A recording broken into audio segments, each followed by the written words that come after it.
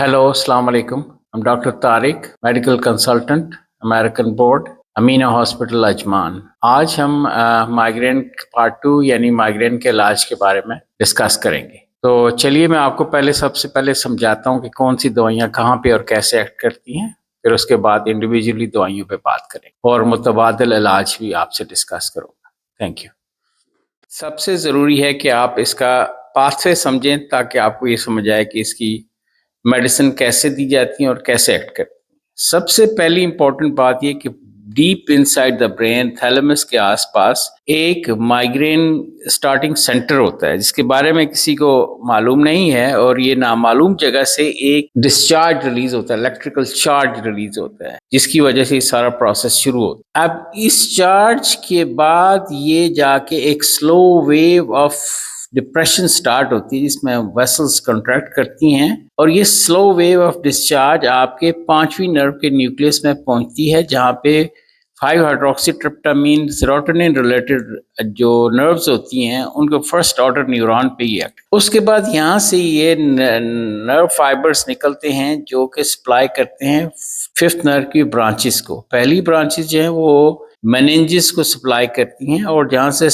Calcitonin gene related peptide CGRP एक neuro transmitter release होता है, केमिकल रिलीज होता है, जिसकी वजह से ये झिल्लियों में सोजिश पैदा होती है, जिसकी वजह से सर दर्द होता है। और यहीं से नर्व्स निकलती हैं जो कि आपकी चेहरे को, सर को और बैक को, गर्दन को सप्लाई करती हैं, और इन नर्व्स के रिलीज होने की वजह से नर्व्स डायलेट होती हैं, जिसकी वजह से पल्सेटिंग सेंसेशन पैदा होती है। अब वन बाय वन मैं आपको बताऊंगा कौन कौन सी दवाइयां दी जाती हैं और कैसे एक्ट करती हैं। जो सबसे पहला ग्रुप दवाइयों का है जिसका काम ये है कि ये जो डीप ब्रेन से जो डिस्चार्ज रिलीज होता है उसको सप्रेस करें। उसमें आती हैं दवाइयां टोपिरामेट, कैप्रा, लमोटेजिन, बेसिकली जो एपिलेप्सी की दवाई। लेकिन यहाँ पे ये माइग्रेन ट्रिगरिंग सेंटर के ऊपर इफेक्ट करके आपके माइग्रेन के अटैक को होने से रोकती हैं। यहीं पे जो दूसरी दवाइयां हैं जो कि माइग्रेन के प्रिवेंशन के लिए हैं, जिनको कहते हैं बेटा ब्लॉकर्स, इंडरॉल, अटेनोलोल, कॉन्कोर, ये दवाइयां दिमाग के अंदर सेंट्रल बेटा रिसेप्टर्स पे एक्ट करती हैं और सेरोटोनर्जिक पाथवेज को भी अफेक्ट करती है, जिसकी वजह से ये चार्ज नहीं होता। ये सारी की सारी सेंट्रली एक्टिंग डिस्चार्ज होने से पहले रोकती हैं, इसलिए प्रिवेंशन में इस्तेमाल की जाए। अब यहाँ से जो slow wave of progression of depression, slow wave of depression चलती है, तो ये साथ साथ वाजो कंस्ट्रक्शन काज करती जाती है, यानी बस रगें दिमाग के अंदर सिकुड़नी शुरू हो जाती है, जिसकी वजह से आरा पैदा होता है। तो ऐसी रगों को जो सिकुड़ने से रोकने के लिए ये कैल्शियम चैनल ब्लॉकर्स और एक और साइबिलियम, जिसको फ्लोनारेजिन भी कहते हैं, ये बड़ी इफेक्टिव होती है।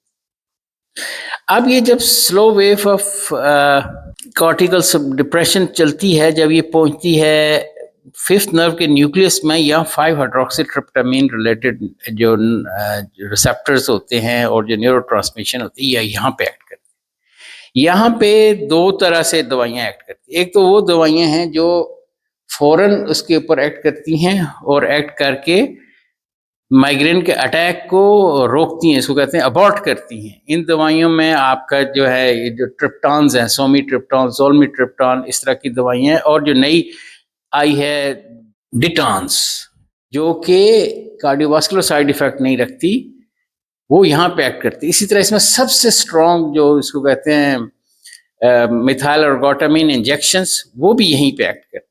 और प्रिवेंशन के लिए जो दवाई है मेथिसरजाइड, जो कि आप मतरूक हो चुकी है, वो भी यहीं पे। अब यहाँ से जो वेव चलती है जिसकी वजह से दिमाग की झिल्लियों के अंदर सोजिश होती है, वहाँ पे कैल्सिटोनिन जीन रिलेटेड पेप्टाइड के ब्लॉकर इस्तेमाल किए जाते हैं, वो इनहिबिटर्स इस्तेमाल किए। इसमें दो तरह की, एक एक्यूट अटैक के लिए गोलियां हैं और जो प्रिवेंशन के लिए इंजेक्शन है जो हर महीने में एक दिया जाता है। और यहीं पे जब दिमाग के अंदर ये झिल्लियों के अंदर सोजिश होती है जिसकी वजह से सर दर्द होता है, यहाँ पे पैनाडोल माइग्रेन, ब्रूफेन, वोल्टरेन, ये सारी दवाइयाँ, मेटोक्लोप्रामाइड, कैफीन, ये एक्ट करके दर्द की शिद्दत को कम कर। अब इसके साथ ही दिमाग के बाहर की जो एक्स्ट्राक्रेनियल आर्टरीज हैं, जब वहाँ जो पल्सेशन पैदा होती है, उसके लिए ये दो तरह की दवाइयाँ हैं। एक तो ये है कि बोटॉक्स का इंजेक्शन जब लगाया जाता है, तो माथे के ऊपर ख़ास पॉइंट्स के ऊपर, तो उसकी वजह से एसिटाइल कोलिन रिलीज़ कम हो जाती है, जिसकी वजह से ये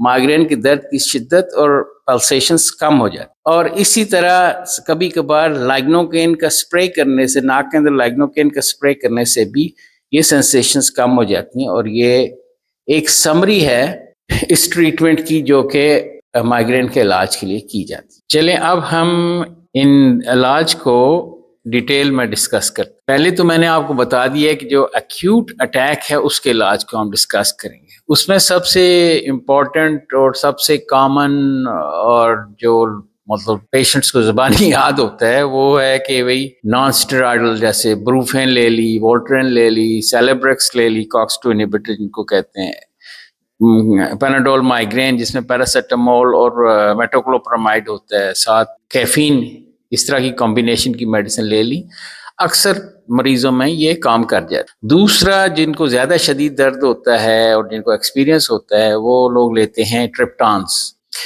ट्रिप्टान्स में आ जाती हैं आपकी सोमिट्रिप्टान, ज़ोलमिट्रिप्टान, नेज़ल स्प्रेज, इस तरह की बहुत सी मार्केट में मेडिसिन्स हैं जो कि अटैक को अबॉर्ट कर देती हैं। इन दवाइयों का एक साइड इफ़ेक्ट होता है कि जिन लोगों को ब्लड प्रेशर हो और जिन लोगों को कार्डियक प्रॉब्लम हो, वो नहीं ले सकते, क्योंकि ये रगों को सिकुड़ देती है और रगों का सिकुड़ना ब्लड प्रेशर और हार्ट अटैक दोनों के लिए खतरा। तो उसके लिए अब इन्होंने एक नई दवाई लाई है जिसको कहते हैं डाइटांस। डाइटांस में आती है दवाई लेस्मीडाइटान।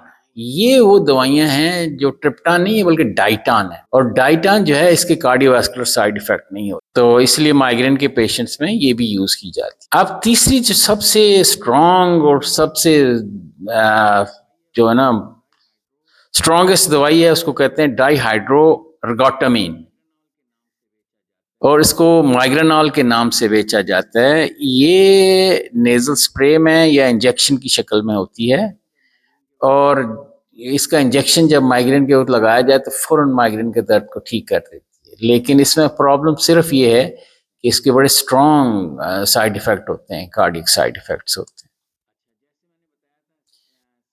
अच्छा, जैसे मैंने बताया था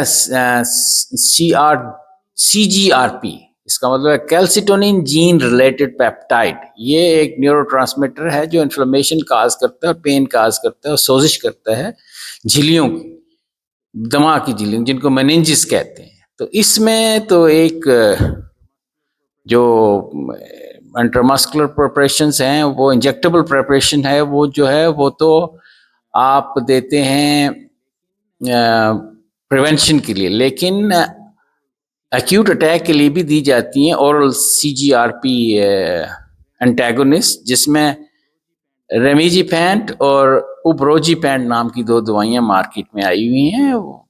मेरे पास पेशेंट्स आए हैं जिन्होंने इस्तेमाल की हैं, but they were not very enthusiastic about. किसी और का एक्सपीरियंस हो तो प्लीज़ ज़रूर शेयर कीजिएगा इन दवाइयों के बारे में। ये नई है, बिल्कुल नई दवाइयाँ हैं जो कि आई हैं माइग्रेन के ट्रीटमेंट के लिए।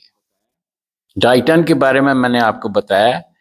उसके अलावा ये मेटोक्लोप्रामाइड, इसका इफेक्ट यही नहीं होता कि नाजिया में एक्ट करती है एक्यूट अटैक में, बल्कि इसके माइग्रेन के ऊपर भी इफेक्ट होते हैं। मैग्नीशियम, मैग्नीशियम सप्लीमेंट बड़ा हेल्पफुल होता है माइग्रेन के अटैक के दौरान, और अक्सर लोग मैग्नीशियम लेते हैं, और अटैक में भी और इसकी प्रिवेंशन में भी इसका रोल है।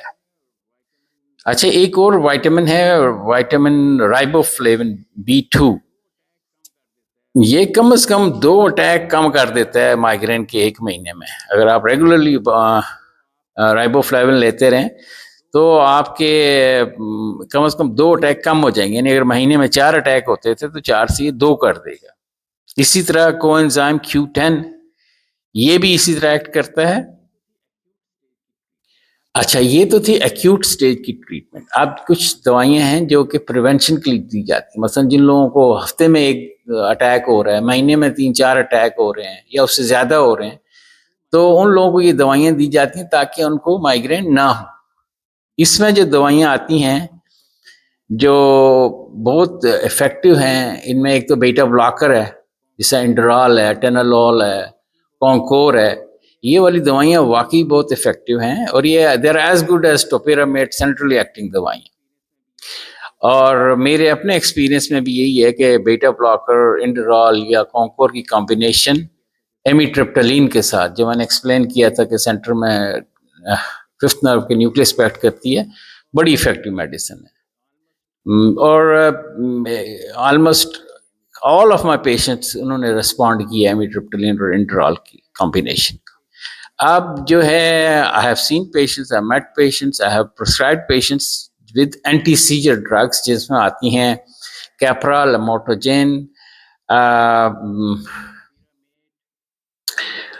टोपिरामेट, ये सारी दवाइयाँ जो हैं ये, और पुराने एंटी डिप्रेसेंट भी आते हैं इसमें, और ये सारी सोडियम वॉल्परेट, ये सारी दवाइयाँ जो हैं ये इनका भी रोल है, लोगों में प्रिवेंट करती हैं, इनको ज़रा माइल्डर डिग्री के रिकरेंट माइग्रेन अटैक्स होते हैं उनमें ये काम करती हैं।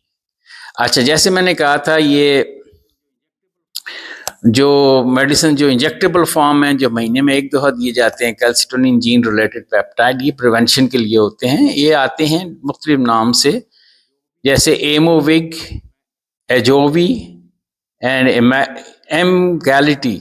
ये सारी की सारी दवाइयाँ जो हैं कंटिन्यूस बेसिस पे जो ब्रेन के अंदर CGRP calcitonin gene related peptide जहाँ पे एक्ट करता है वहाँ उसको इनहिबिट करती हैं, और ये इनके साइड इफ़ेक्ट भी बहुत कम है। और ये आई हैव सीन पेशेंट जिन्होंने बड़ा अच्छा रिस्पांस दिया, ओरल की निस्बत इसका रिस्पांस ज़्यादा अच्छा है।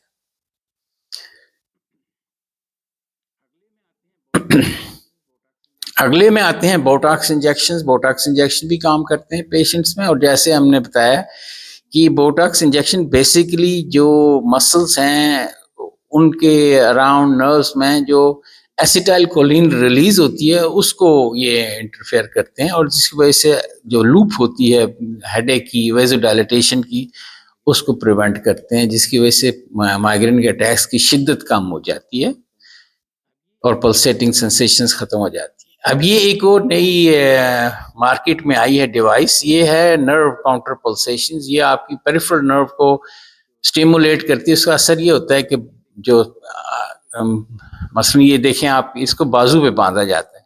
ये जब बाजू पे बांधा जाता है तो ये बाजू की नर्व्स को कंटिन्यूसली स्टिमुलेट करती है, और जो कंटिन्यूस स्टिमुलेशन आती है ना, पल्सेटिंग स्टिमुलस बाजू की नर्व्स को, वो जो ट्राइजेमिनल नर्व के अंदर जो पल्सेशन होती है ना, उनको समहाउ काउंटरएक्ट करती है, जिसकी वजह से माइग्रेन की प्रिवेंशन होती है और माइग्रेन का हमला नहीं होता। अब ये कुछ और जिनको कहते हैं होम रेमेडीज या अल्टरनेटिव रेमेडीज, उसमें पहले 2-3 चीजें तो मैं बता दूं कि एक तो अपने योगा का रोल है, योगा हेल्प्स। आक्यूपंक्चर का रोल है, आक्यूपंक्चर हेल्प्स। बायोफीडबैक का रोल है, दैट हेल्प्स।